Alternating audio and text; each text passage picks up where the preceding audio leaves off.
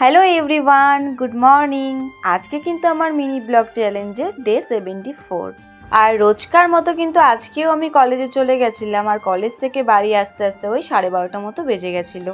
তো বাড়ি আসার পর কিন্তু ফার্স্টেই আমি ব্যাগটা রেখে নিলাম, তারপর আমি একটু রেস্ট নিয়েছিলাম।